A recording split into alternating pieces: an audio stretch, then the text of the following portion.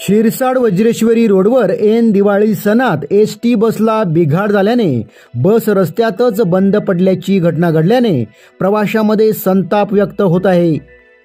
शिरसाड वज्रेश्वरी रोडवरील वसई ते आंबाडी ही महाराष्ट्र परिवहन सेवेची बससेवा दिवसभर फेऱ्या मारत असते।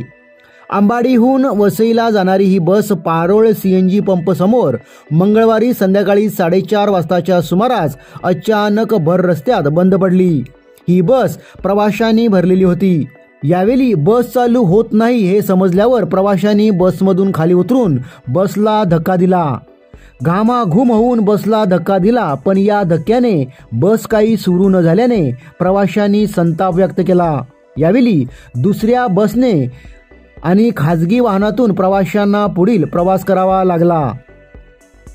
दिवाळी सणात भाऊबीजेसाठी खरेदी करण्यासाठी प्रवासी बसने प्रवास करीत असताना ही बस बंद होण्याचा प्रकार घडला आहे।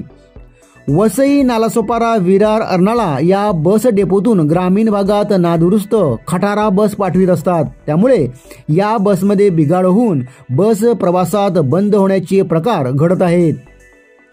परिवहन मंत्री प्रताप सरनाईक एकीकडे बसमध्ये आधुनिक पद्धतीचा बदल करून बससेवा सुरू करताना दिसत आहेत, मात्र अशा खटारा व नादुरुस्त बस ग्रामीण भागात लांब पल्ल्याच्या प्रवासासाठी पाठवित असल्याने प्रवाशांमध्ये संताप व्यक्त करण्यात येत आहे।